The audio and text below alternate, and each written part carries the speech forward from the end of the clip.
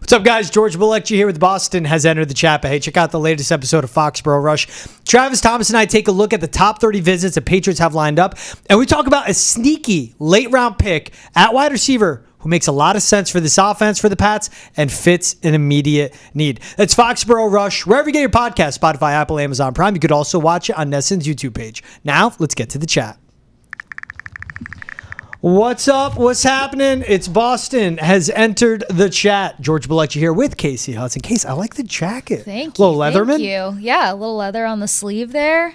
Real leather? Boston carve out, yeah. Oh. Oh, yeah. Is that custom? Like you got the patches and you took it, or that's as is? No, as is. And shout out to my Red Sox gals who found this in the team store yesterday while I was legit running through Fenway Park in my red cowboy boots.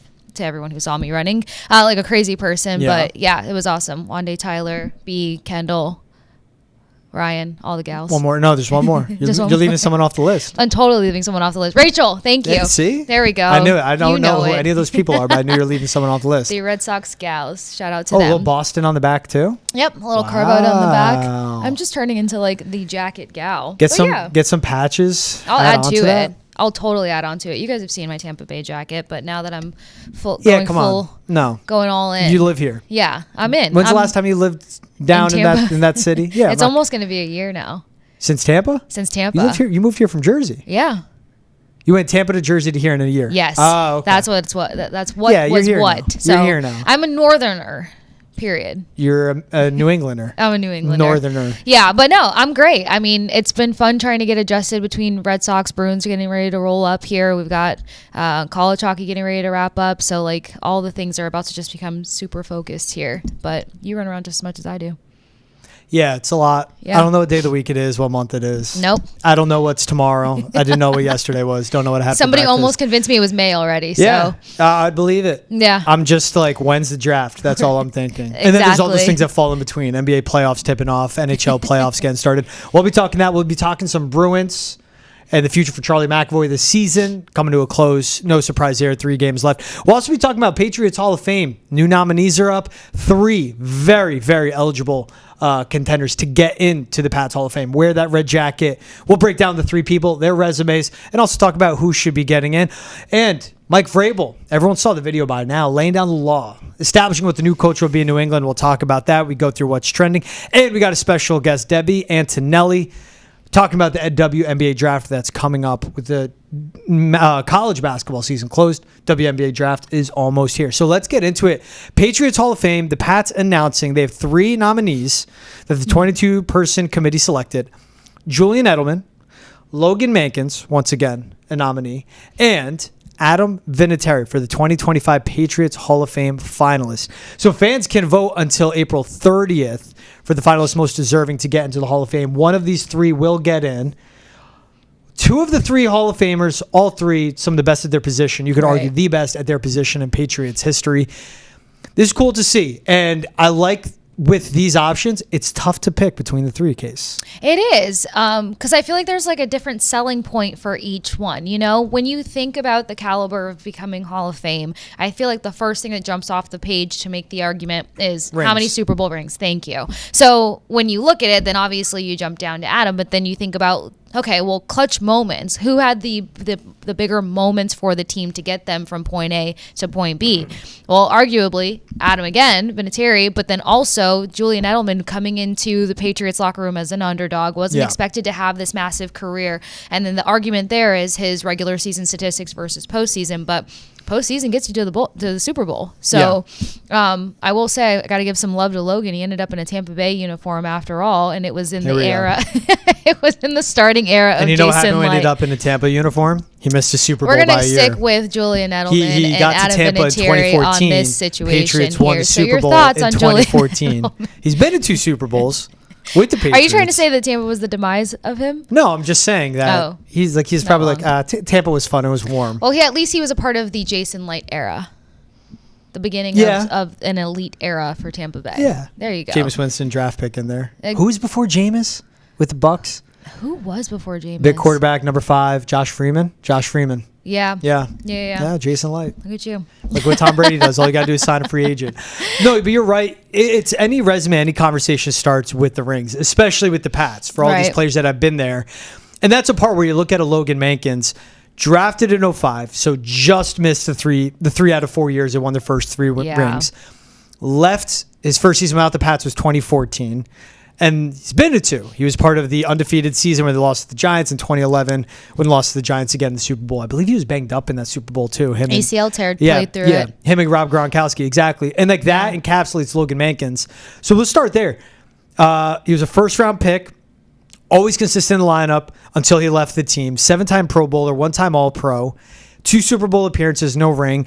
And outside of John Hannah, you can make the argument he's the greatest guard. And John Hannah is seen as number one. He could be the second greatest guard in the history of the New England Patriots. It would make sense for him to get in.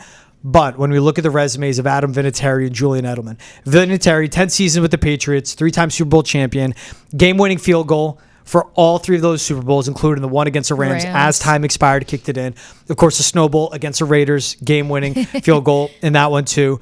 Then you have Julian Edelman, 12 years with the Pats, former 7th-round pick, finished second all-time in receptions of franchise history, 4th in yards, and when he retired, he was second in second. Now he's 3rd in NFL postseason history behind for receptions and receiving yards behind Jerry Rice, and I think it's Gronk now. No, Travis Kelce, sorry. That was dumb. It was Kelce and Gronk. I mean, Kelce and Rice ahead of him. Yeah. Both have 3 rings. I go Vinatieri here. And because that's someone that should have been a first ballot Hall of Famer to the NFL Hall of Fame. Yeah. Is one of the greatest players in the history of the franchise. One of the greatest, I say he's the greatest kicker in NFL history. One of the greatest kickers in the history of the NFL. And again, you mentioned it, the clutch moments. Like that's what gets you these points. That's what makes you memorable. And of course, Edelman has a fingertip grab against the Falcons, Super Bowl MVP against the Rams. And again, just to be a consummate, like consistent pro in the slot position and just follow that legacy of slots in New England, I give Vinatieri the vote. I think he should have been in it already. There's, of course, he left, went to the Colts, kind of burned some bridges, and maybe people held that against him. But if you're nominating Adam Vinatieri, again, who should be in the Hall of Fame, should have been a first ballot Hall of Famer, if you're nominating Vinatieri, he gets in. I think Edelman next. Yeah, honestly, you really kind of lock things in by mentioning the fact that he should have already been in there. Yeah. And when we continue to emphasize the clutch moments, like Edelman has these insane postseason numbers, yes, and he follows up Hall of Famer Jerry Rice, or second to following up. But it's more so the fact of how many game-winning moments, game-winning points that Vinatieri drew out for this team. Yeah. If you think about it, if not for landing that kick, then the Super Bowl would have gone in favor of their opponent. Yeah. That's how narrow those victories were that he clutched in for the Patriots. And then on top of that, consider if you had a Vinatieri now. This past season, the amount of games that came down to just kicking finanzas was just wild. So that also tells you how crucial those moments, those points tend to be, especially with where the game has now gravitated to and his ability to do it then. So consistency, 4 rings on top of it. So yeah, I can't argue against that. The only thing I argue against that, and it's because I am just all in for underdogs in any capacity. So it's Edelman being a 7th-round pick. Right. Because what were we, I feel like all of us were kind of having this conversation the other day about once you get outside of the 3rd round, the expectation on your career, different. Yeah. How many guys are actually having any sort of career if you came in outside of the 3rd round, not really standing out much or long standing at that. Yeah. As of the last 5-10 years in the NFL. So his ability to have such a big career with that, that rides high for me too. Right. And it's the opposite of that. Adam Vinatieri played a year in EuroLeague football before coming to the NFL too. So it's different types of being the underdog. That's a good point. And we talk about the field goals. It's not just winning the Super Bowl, but his field goal in the snow game at Old Foxborough Stadium to beat the Raiders. There would be no dynasty without him. If they don't win that game, they don't get to the Super Bowl. They don't get there. Right? And I think that's with his legacy.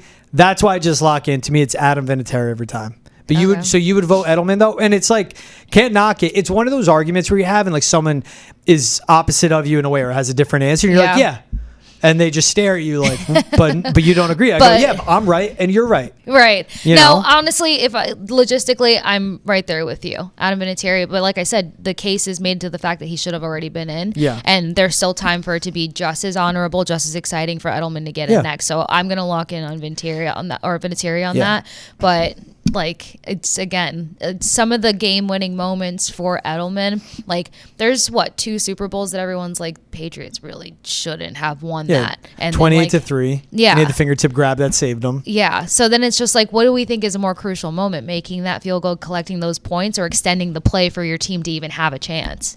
It was like an out-of-body move what Edelman did with that catch. Like, it's unbelievable stuff It was you'll never nauseating. see. But it's also Vinatieri, like 3 separate times, game-winning field goals in the Super Bowl. Do we add One of to those it is and time say expired. like most athletic clutch moment to make Super Bowl anything happen? You're saying kickers aren't athletes? No, I'm saying they're athletes. Former soccer player. And you're I'm going saying to people go like, for the no, kicker. I think that's. I said most athletic moment. Most athletic moment. If Edelman It's wasn't, Edelman. Yeah, it's Edelman's. Like, that's absurd what he did. right. But I'm not taking away how difficult it is to kick a football. I wouldn't do that. In the pressure moment, as a right? previous soccer player who Yeah. still likes to debate that soccer players are the most athletic out there. Up there. I actually am for that. And here's the thing too. Okay, what Julian Edelman did, he caught a football. He caught it. We use our hands every day. Right. Literally with everything. Right. Eating, driving, typing. What Vinatieri did is with his feet. What do you use your feet for? To walk, and that's it. And so this is where I'm going to, why I think soccer players are such impressive athletes, because they have a ball on a yo-yo with their feet. Like, their feet or their hands. That's what I'm saying. Vinatieri, I'd say, but Edelman's was absurd. Yeah. So we're talking moment, yeah. I'm just trying to give Edelman. extra layers to the argument here. Vinatieri did it 3 separate times, biggest stage, 3 Super Bowl wins because of him. And then, again, the snow game. He was That's so the accurate, blizzard too, so situation. consistent. It adds to Yeah, it. and then he goes to Indy, and it's the same thing. Still in his prime. He played for so long. That's This is obviously true. the Patriots resume. I give Vinatieri the vote here. He All right. should get in. We'll agree. Him first, Edelman next. Patriot, like the amount of numbers they're going to have retired. Vinatieri with 4. It's Antonio Gibson. Edelman's 11. Who has 11? I can't think of it. Obviously, no one wears 12. Drew Bledsoe 11. Well, yeah, he wore 11. Who on the current roster has 11? I'm trying to think. Gronk's 87 is still floating around. That'll get taken, you know? Yeah, that is interesting. Devin McCourty's 32. He's going to wear a red jacket. And that's how it goes. Like James White, 28. That'll be a red jacket. Joshua Dobbs 11. Oh, yeah. Shout out Josh Dobbs. That's my guy. How weird that I just called him Joshua. It's because you know each other. You don't actually. No. Oh, okay. I just went straight for his government Joshua name. Dobbs. I know Joshua. exactly. Number Is 11. Casey short for? Anything? No. No, it's just Casey. Yeah, thankfully. But I got that all the time growing up. It was like, is it short for Cassandra? And I was like, I don't know how you got there, but no. Yeah. Yeah. Casey and the Sunshine Band. That's Don't what know it's who short that for. is. I really just showed the age difference between us. Don't play the music. I'm not. Copyright infringement. That's the only reason I'm saying I'd be down to listen. No. Hey, make sure to stream the entire Sox season with the Nesson 360 annual plan. Available at an all-new reduced price of just $20 a month paid annually. And for a limited time, get 4 free tickets to Fenway with your purchase. Visit Nesson360.com to sign up today. But yeah, my real name is Georgette. Oh. French. Okay, that makes sense. I'm lying. No? Believed it for a second. I really did. But it's because all the cultures that you got going on. I was like, I could totally see that. It would make sense. I have an aunt Georgette, so it kind of makes sense. Yeah, Yeah. it fits. No, I'm like the 5th George in my family. So as we're talking about the Pats, you won't get anything mixed up with this. Mike Vrabel's message to his team. We're talking to them, laying down what the expectations are in New England. Check it out right here.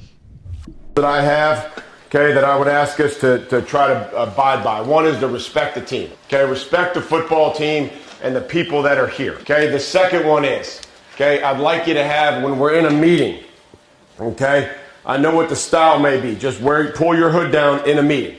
That's all I ask, okay. I just ask that when we're in a meeting, okay, that we just pull our hoods down and we go from there. Be on time, okay, we just talked about time. Be on time. And if I can't be on time, Christian, what's the easiest thing to do? You would just call, right? That's called communicate, okay? All you got to do is say, hey, something came up, okay? I'm going to be a little bit late. Now, after about 4 or 5 times, that starts wearing off, okay? This is just a once in a while. All it is a respect thing, okay? And the cell phones, okay? We all got cell phones, okay? Most of you have more than one, as a matter of fact. Just leave the cell phone in your bag, but just put the phone away. Okay, and if it rings, don't start coughing. Like, I've been in this league for 25 years. We all know when a cell phone goes off. We don't need to start coughing and doing that shit. We'll just turn it on and put it on silent, and we'll move on. Leave it in your bag. The cell phone's in the weight room. Okay, leave it on the counter or leave it in your locker. Okay, you don't need to do a set and then check your cell phone. Do a set and check your cell phone. Just leave the cell phones out of the locker room. Okay, and what my goal was, that I told everybody in the building, and I told Mr. Kraft, I told the coaches, it was to build a program that you guys and the coaches and the staff wanted to be a part of, that they wanted to protect. When you care about something, do you protect it? Yep. And that you were proud of it. That I'm proud to be a New England Patriot. I'm proud of the way that we do things. I'm proud of the way we prepare. I'm proud of the way we practice. Okay? And I'm proud of my teammates for the effort in which they play. So that was my goal, okay, to get started. And then you're gonna eventually believe in that and then start to trust it. The goals for our program, the overriding goals for that program that we're gonna build is gonna be, one, to win the division. Okay, when was the last time the New England Patriots won the division? Does anybody know? 2019, right? And we have one player, Joe Cardona, that's one person. So we're building our own identity. We're building our own team. We're building our own program. There's going to be things within that are different. There's going to be things within that are the same. Okay? And it's all going to be based on how do we make you guys, okay, as good as you possibly can be as an individual, as a player, and then as a teammate. That's going to be our whole goal. And you have to start understanding that of why we're doing what we're doing. The training staff, the equipment staff, the kitchen staff, these people are all here to do what? What are they here to do? To help you. They're here to help you do your job.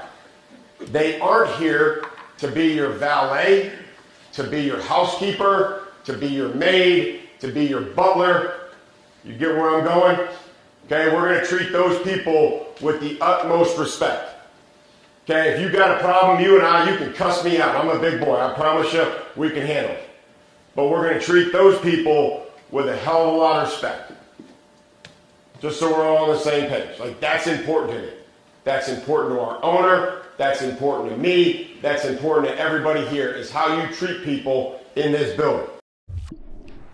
That's a message you get from a Patriots Hall of Famer. Makes sense. Mike Vrabel. Yeah. I loved everything he laid down. It's just, and that's a guy in his introductory presser when he was introduced as head coach, obviously. He said it like, there's going to be no sort of entitlement. I'm taking that out of this building. Like, There's no entitlement at all. And he's big on the respect. And for someone, he's always says, like, how you respect the team, how you treat the team is how I'll treat you. You respect the team, I'll respect you. Mm-hmm. And it shows that it's not literally just the team. It's anybody inside that building. And that's what it is, where you just come in, you have to establish a culture, because it's rock bottom in New England right now. But those little things, those simple baseline expectations, that's how you start to build it up. Well, for one, it starts to create that family aspect and dynamic, because everybody is on the same level and platform as respect.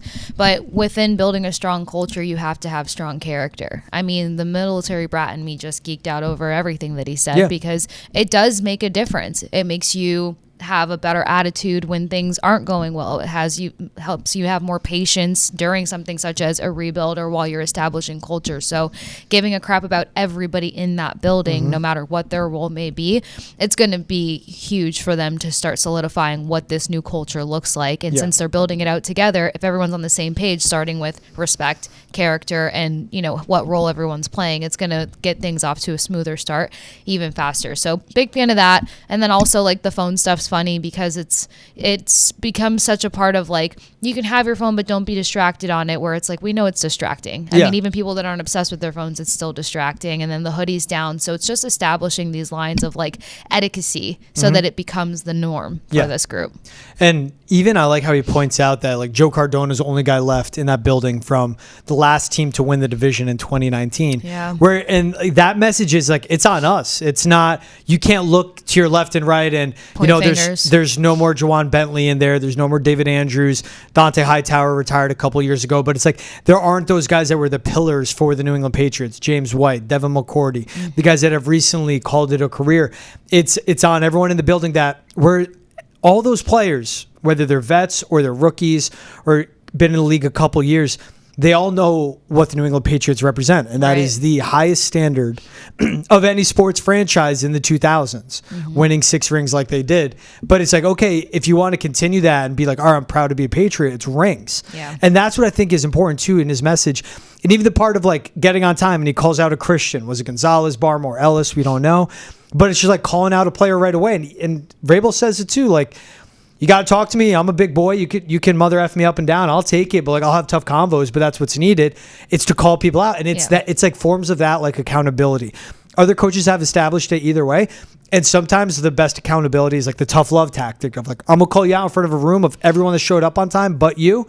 And that's how it's going to be. Don't be late. You don't get called out. And that's where it just like, as he lays it out there, it's also the little things in between of putting it into action right away, like when he's speaking to that team. Yeah, and then on top of that, it creates a clean sheet. So I think something else that helps with not only his message and what he was declaring is like us building this culture together. You're going to see who the emerging leaders are, regardless of their stature in the NFL, how long they've been there, if they're brand new to the program, because with this being new for everyone in entirety just about, you need to see who has the leadership qualities. And I'm a big advocate for the fact that like you need more than one leader in a locker room. Yeah. Because different leaders speak to different people, character, attitudes in different moments and stuff. So it's just creating this foundational layer to see like, you know, who can communicate, who can have more patience in the room, like what characteristics are going to come to light to show Vrabel who his leaders are, because they basically cleaned house in a number of ways. Yeah. And it's also, no one can say they didn't know any better. He laid it all out there. Yeah. That's the thing too, communicating it all, saying it straight up, has a whole team in the room. And that's what's big. It's like, can't say I didn't told you so. I told everyone that day, you better have been listening. Yep. And it's those little details, like you brought up the phones. He brings it up, phones in the weight room or phones in the meeting room, just basically no phones at all.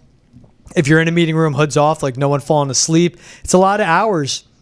And something he pointed out too of when he got in, he's like, I don't want coaches working 24/7, like, you know, in here till early in the morning, couple hours of sleep, back at it. He's like, that's not sustainable. It's not healthy. It's not good. Right. So, okay, if you want your coaches to be efficient and not burn them out, obviously the players need to be locked in, paying attention and grasping everything. How do you do that? You limit the distractions in the building. Yeah. Well, then also adding to that, it's just that you're going to be able to maximize time if everybody is on the same stretch, basically. And so like hearing that from your head coach, like that would make me psyched as an athlete, because that means that we're all on the same page of, like you said, not getting burned out, but then also just kind of like progressively moving forward without overstretching anything or playing everything too blindly by ear. I mean, when you're in a rebuild of any sort, you're just kind of looking at what things can fall through the cracks there. So if everybody's showing up and they're putting their best foot forward, they're being alert, taking these minute things off the table, then it helps as a whole. Yeah. But then even to the like outside of it, it's the fact that you're trusting leadership to have that perspective. And I mean, I would be inspired totally as an athlete to see that. Yeah. And it's important too, of just like, that's what this team needs. Last year, it wasn't even that they were the worst team in football or one of the worst. Just felt fractured. It was a joke of the product they were putting on the field. Like they just looked like they didn't know what they were doing at all. There wasn't like a consistent part you could watch and go, but that's been good. That's been good. That's been good. It's been so inconsistent. Looked like a JV football team. And again, that's just getting everyone in line. Like some of the players he signed, like a Jack Gibbons or a Rob Spillane, he has past experience with, like a Morgan Moses too, of just someone that he's familiar with in a way of like, all right, that's a guy that comes in and establishes culture. And like, that's what's big. He lets Terrell Williams bring in a Carlton Davis. It's what they need.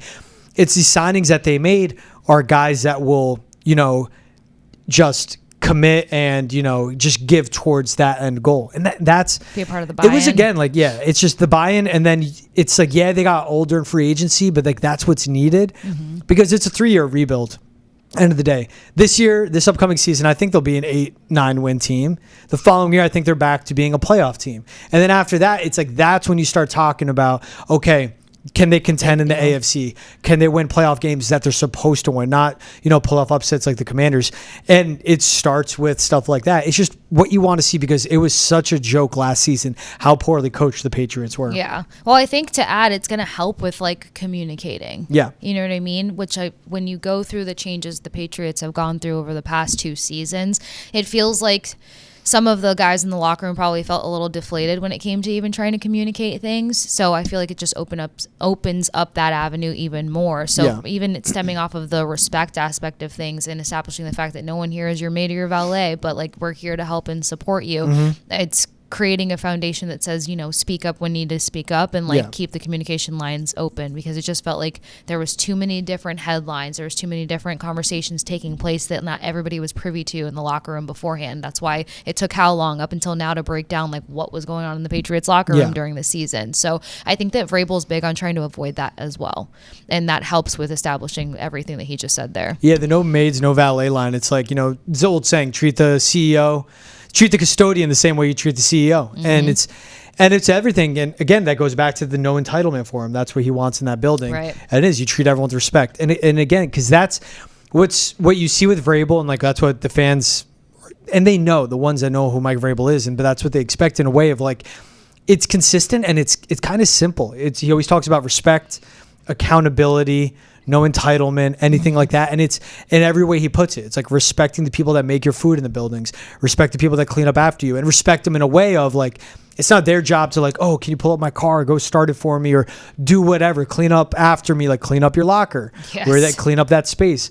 Clean up if you're having snacks. You got to fuel the right way. You're an athlete. Don't leave wrappers lying around. It's a simple things of respect that they should and need to do. Yeah. Do you feel like this is an old school mentality by any means? And I ask because no. it's I think it's just it's a bottom line respect. Yeah, and that's my thing. It could just be how you and I view it.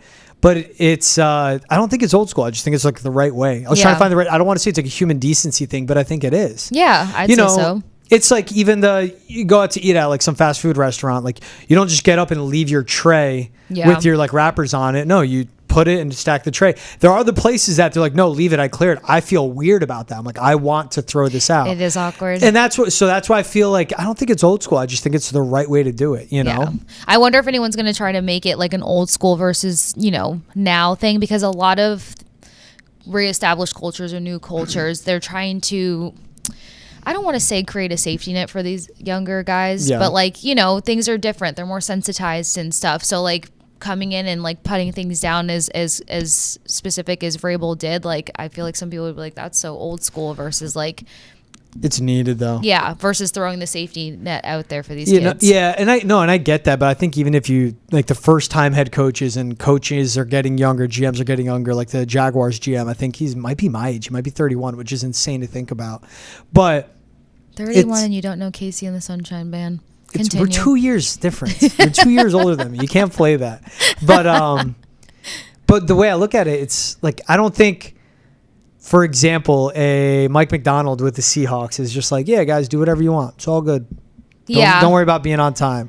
And that's so to that point of, I don't think it's old school. It's just, maybe it's just Vrabel's military-esque. Yeah, he's old school. I think it's just his presence. But he adapts and he gets modern, which I like. A lot of the players talk about him developing relationships.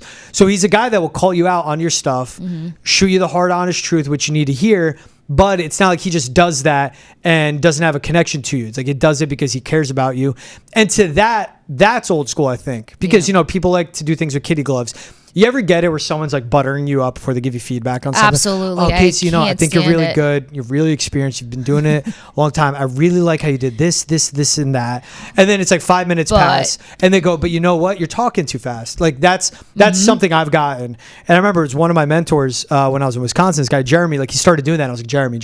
I'm from Jersey. Just tell me to go F myself. And he laughed. And I'm I'm serious. Just tell me to go F myself. I'm I don't want to waste your time, my time. I'm I could take it. And he would always give me that feedback. So I think that is old school. People think you got to talk a certain way, well, if I'm too brash or too honest, they might take it the wrong way. It's the NFL, and that's grown adults. You'd hope they don't take it the wrong way. Yeah. Well, again, I think you and I agree. So get to the point. Yeah. Exactly. I used to tell people, don't do the compliment sandwich thing with me. Oh, yeah. It's a better way to put it. Yeah. Yeah. I don't have the attention span for it, so I'm going to lose your message somewhere in between there. Yeah. But that's a good point. I think it's just a presence thing. It's maximizing time. Exactly. Hey, if you want the latest on the Patriots in the NFL, we'll tell you what Mike Vrabel and the Pats should do with the 4th pick in the NFL draft. Nesson's Football Podcast, Foxborough Rush. Available on YouTube, Spotify, Apple, Amazon, wherever else you get your podcasts. All right, let's get to what's trending. 3 topics, 3 minutes each. We'll start with the Bruins. Interim head coach Joe Sacco confirms Charlie McAvoy And Mark Kastelic will not play another game this season. The Bruins have 3 games left in the season. The big one is Charlie McAvoy. Obviously, the injury that he suffered during the Four Nations. Never returned from that point on. Last game he played with the Bees, I think it was February 8th. But also, Bruins out of playoff contention. 3 games left. That's confirming kind of the obvious. Like, why would you bring Charlie McAvoy back at this point as he's recovering from that injury? Yeah, I was going to say, this wasn't surprising by any means, especially when you started to see, nearly a month ago, some of the young guys starting to get call up and get those opportunities. Get those guys in minutes. Exactly, because the reps at NHL pace versus AHL are significantly different. So they need to start seeing what can translate now, because there's still a number of questions that have to be answered come this offseason. And what you don't want to do is put yourself in kind of a financial cramp when you do have some of the young talent, and you can kind of broaden the scope of when you plan to get back into the postseason conversation. So not surprised. The only thing I'm sure of concern is like, okay, where does their health lie? What is their timeline considering? But I think that it's not one and the same situation here. Season's coming to a wrap. There's no point. It's like a risk reward thing. Yeah. Like, especially in McAvoy's situation, like, what's the reward? You know what you get with Charlie McAvoy. Yeah. He's a vet. He's under a long-term deal. When he's on the ice, he's the best skater on the team. He's a top 5 defenseman in the NHL. And with Kastelic, this is his 4th season. He played over 60 games. It is the same thing in a way. It's like 2-3 games isn't going to do much for him. Just get into the offseason. And then to your point, when you think of Casey Middlestad's a vet, but you think of if they want to play Max Wanner or Fabian Lysell more minutes, they want to get those guys experience. Yeah. The guys he got at the deadline.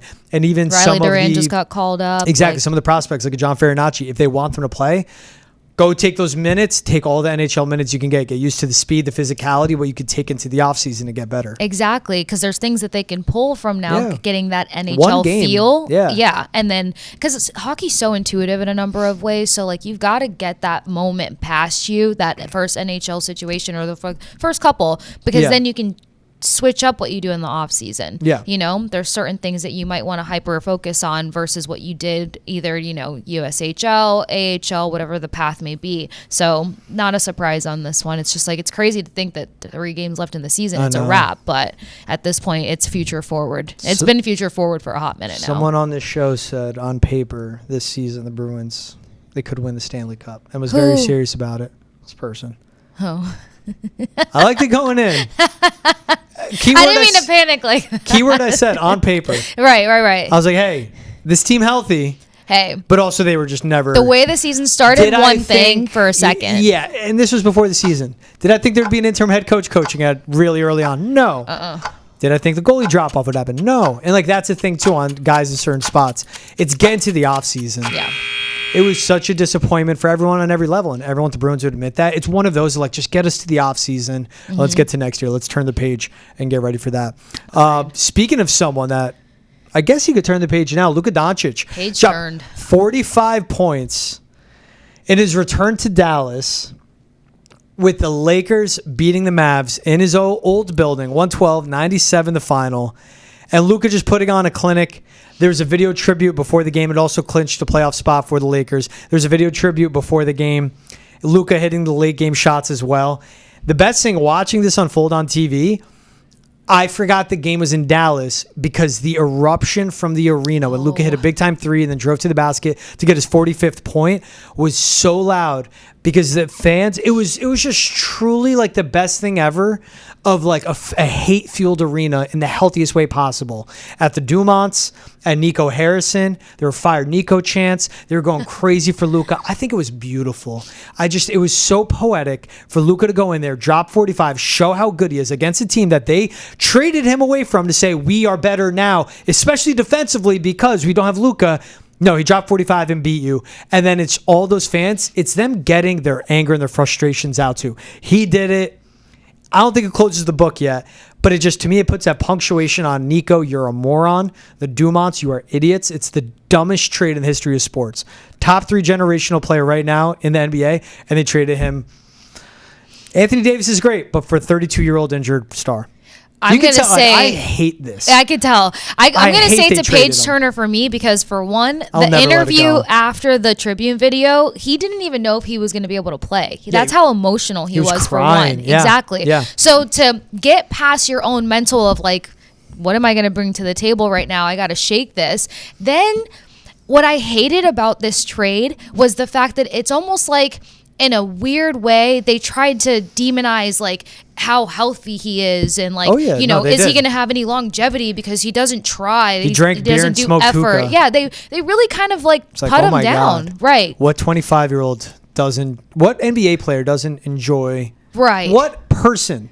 Doesn't pro athlete, hookah, whatever it may be, enjoy have something. Little adult beverages and a little vice. Exactly. So it was just the way that they tried to like make that trade make sense by basically being like his work ethic is piss poor. But then you don't get as good as he is with the piss poor work ethic. Exactly. There's just something else there, and I think he proved that on top of the fact of having such like a complete performance. 45 points, heck yeah, but like the 8 rebounds, the 4 steals. He's not really big on the steal column all the time. I mean, I think he's sitting like right between 1 and 2 in most games. Yeah. So thinking that he came in, got 4 steals, the moments that he got those steals after a tribute video that he wasn't sure he was even going to be able to perform, like he checked so many boxes, and it just goes back to the fact that they try to make it seem like, again, work ethic, where is this going to come in for him? You saw work ethic play out in that performance, and then some. That was a big middle finger and page turner in my book. It's like when I said too, when this trade went down and they put that all out, it's like that's on the front office and the coaching staff to get him to be in better shape and to get him to mature. Communicate. Like, you're the adults. Exactly. Does Vrabel want to give the NBA tips? Probably. Send him some It's a good life coaching the NBA. You golf. They have time to golf. Oh. NFL coaches do not. I think it starts there. All right. There's a reason the NBA bench is a solid job. Not April 1st, but MLB banned Zach Hampel. Really, not really. But so Zach Hampel was at the Rays game and snagged another home run. It looked like it could have been fan interference. It wasn't. But there was a funny press release, quote unquote, going around Major League Baseball saying they banned Zach Hampel for the rest of the year from attending games. Oh, this is at Steinbrenner Field, where the Rays are playing.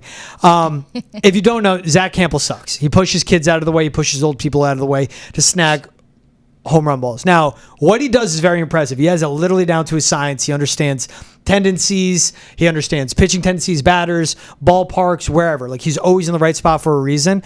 But he did it again, so this is going around. And it's one of those times where you see social media and your timeline unite of like, yeah, Zach Hampel sucks. Oh my God, the stamp of everyone was just like, this is awesome. Yeah. Yeah. I mean, it got me for a second. I love how you preference that by like April 1st, but not because of the context of it. But seriously, it's bad enough that the Rays are playing in the stadium that they're playing in. Let's just start with that. I kind of hate it. Like watching the Padres at the Athletics, like Manny Machado hit a home run. I just think it's cool. It's a hitting park. Like it's just like it's a small, intimate setting. Like when you go into really big football fields compared to like a Lambeau, there's certain like concert venues. I'm a big intimate setting guy. Like the smaller, you're more on top of the field. I could get right. Like there's so much like New Yankee Stadium. There's so much BS between the entryway and the baseball field. If you ever see the image, there's like the overhead bird's eye view. Old Yankee Stadium, New Yankee Stadium. And you could tell the exterior between the field and the sidewalks is bigger for New Yankee Stadium. Mm-hmm. It's a BS stores, it's a BS restaurants. You can go in there and you can be there for the entirety of the game and not watch a single pitch. It's like taking a Costco and putting a ballpark and baseball field in the middle. That's what New Yankee Stadium is. So I like the minor league fields for the part of it's not all the bells and whistles, it's baseball. I'll give you the intimacy, vintage, nostalgia. I agree though. All the things. I agree though. Like but considering the park, considering the fact that it's already like such a sore situation for the Rays to have to be playing there, and then you got this guy, and taking that moment away, or like just doing what he does best, adding the stamp to the bullish moments. It's just like. That just pisses you off a little more. That's all. I get it. Yeah. Fine him. No, A's Rays World Series, minor league ballpark World Series. I would hate that. They would have to go neutral site. Yeah. There's no way. You can barely park around that area for one. Where Steinbrenner Field is? Yeah. Well, yeah, and then the other one's in Sacramento. It's like... No. Yeah, World Series. We're in like no one wants to go to Sacramento. It's not built out for that. No. You ever been to Sacramento? No. I never have. Mm-mm. But it's one of those cities I can confidently like poop I never really went North Cal is not really like my vibe. I haven't been there. I've been to San Fran. I haven't been there in a minute. But I just like Sacramento. You never hear people go like, you know where you got to go? Sacramento. Exactly. It feels like the punchline on like a sitcom. Exactly. Honestly, like at least we're not Sacramento. Like, that's how it would be. It's perfectly put. Speaking of North Cal, obviously San Francisco is going to be getting, and that's more of Golden State going to get a WNBA team. It'll be the Valkyries. But hey, check out this interview. Debbie Antonelli, talking about the WNBA draft and giving us a heads-up look at the prospects coming into the league. I want to ask you about the Connecticut Sun as we go back to the draft, though. This is sort of a big picture, almost schematic question, not so much players.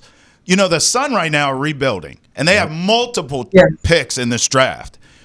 Big picture, is this a strong draft class in terms of if you have a lot of holes on your roster and you need to fill those, is this the draft class for you? Or have you seen, you know, maybe drafts in the past or there's a future draft coming where you're like, no, this will be the big one in next year or whatever. Is this a good draft class to sort of be in a rebuild, Debbie? I think, you know, I can't speak for Jen Rosati, the president, or Morgan Tuck, who's the GM. They are both high-level basketball people and thinkers. They have a new coach. I think there's going to be some transition for them. I think overall their franchise is kind of in an interesting position. You know, we have a lot of expansion coming up, and that's a tough market for free agency. You know, it's hard to get there, and I think from a free agency standpoint, that would probably be their best go to be competitive right away. And I do think that Jen Rosati knows exactly what she's doing. She knows it's a rebuild. Washington's in a similar situation. I think Atlanta might be in a similar situation. But the sheer makeup of where Connecticut is, the free agency market as a destination city, from a travel standpoint, is challenging to get there. I just kind of feel like Boston is a good spot for them. You know, they have moved a game there. There are 4 or 5 franchises right now that have moved games when the Indiana Fever come to town. And I'm not kidding, guys. Like, it is absolutely amazing when we're on the road with the Fever. It does have a feel like if I was around during the Beatles, I'm guessing that's what it would feel like. But it is amazing. I've heard others call Caitlin Taylor Swift with tennis shoes. I do see that. I think because teams have moved their franchise, their home games to accommodate the Fever, I'm interested to see how Connecticut. I think they're going to move one game with the Fever to Boston Garden for sure. Mm-hmm. I think it's something that they're looking at, and I'm sure the league is looking at it also. Yeah, and look, that draft class from last year, 2024, has to be one of the best of all time in WNBA history. Yes, Caitlin, Angel Reese, Brink, Cameron Brink, Cardoso, a bunch of other stars. You know, Rakia Jackson. I could keep going, right? Yeah. How does this class 2025 stack up against last year's class? Ooh. Yeah, I'm sorry I didn't answer that question. Yes, it doesn't stack up to that. Not to that level. I mean, you know, Rakia Jackson is one that I think is going to have a huge year. You know, Cameron's just coming back off injury, and hopefully she'll be good, and Cameron Brink will be healthy and ready to go. That's a 1-2 punch right there in LA with Kelsey Plum. That's going to be really good. They're instantly going to be better. No, I don't think this draft class is going to match up to what that one is. Not when you have Caitlin Clark, who's a complete landscape changer. Yeah. You've covered Geno Auriemma forever. I mean, I have to know. I have to know a few things from you. You know, so there's going to be a lot of questions in one here. Number one, what do you make of this guy? I mean, 12 national championships now. Right? I don't think anyone wrote UConn off here, but you see the rise of Don Staley and South Carolina. All these other teams every year in, year out. Notre Dame's there. Texas now is a powerhouse. I wouldn't say Geno was forgotten, but UConn wasn't winning at that clip that we were used to, and then he comes right back and does it again and has this great all-time UConn team. So talk to me about recent championship and your thoughts and how impressed you were. But then also, do you have any Geno stories? Because he is not only is he the GOAT coach, but he is so fascinating to me. I haven't had the chance to meet him yet. I'm dying to do it. But he's just a fascinating personality, individual. His players love him. You see him on the sidelines. He's nuts. But his players love him. Like, talk to me about what you saw from UConn this season, how impressed you were. And then give me any Geno stories if you got him. He's so fascinating to me, Debbie. I think he's fascinating, and I think what he does when he questions himself, you know, I've seen him talk about whether he thought he still had it or if he was good enough. My goodness, I have on Westwood One Radio called 11 of his 12 championships. Woo! And it's a mark I never thought of until he won number 12, honestly, because once he won 4 in a row with Breanna Stewart in 2016, and then they had what we'd call a drought. Most teams would like to win 1, and he's won 12. Wow. First of all, let me talk about his system and why I think it's so unique. I often ask myself and other coaches, why can't anybody replicate what they do? It's 40 minutes of execution and discipline. It's an incredible defensive game plan, a lot where they're in the gaps, they don't overextend, they're not full court pressing. They're just really good at playing in the quarter court. And then on the offensive end, it is 70% pass and cut, late ball screen action. They lift everybody above the free throw line and they run the Princeton. And it's an unpredictable, unscoutable offense because it's about reads. Everybody thinks the point guard is the only player that makes reads on the floor, but as a shooter, you got to be able to make reads on the floor too. You got to be able to set up your cut. You got to know when to come off screens, how to come off, how to change your pace, how to take your defender below the level of a screen. That's not just the ball handler. Everybody has to be able to do that. And the repetition and the IQ that is required to do that is what, to me, has separated Gino from everyone else, on top of him having the best players. So when you have the best players, you're going to win the championship when you run that system. That's on the floor. I think it's remarkable what they do with incredible precision. One of my friends says it's death by 1,000 cuts, because literally it is. It's like death by 1,000 cuts. They run misdirection, misdirection, misdirection, and then bam, they hit you with a back cut. Misdirection into a ball screen. It's just they manipulate the matchups because their IQ is so good. And he is really like a puppet master over there, calling out the switches and calling out the things that he wants. And especially when his team's in front of him in the second half, when your offense is in front, then he really has the ability to move people around. And it's just really masterful what they do. From a personal standpoint, I have the utmost respect for Gino. And I'm going to tell you a story about Gino that not many people know.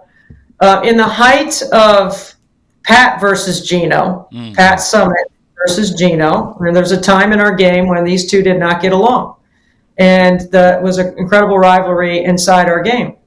Pat announces that she has early onset dementia and she is developing horrible rheumatoid arthritis and she's going on a decline. And they decided to create the Pat Summitt Foundation, which would be for Alzheimer's research.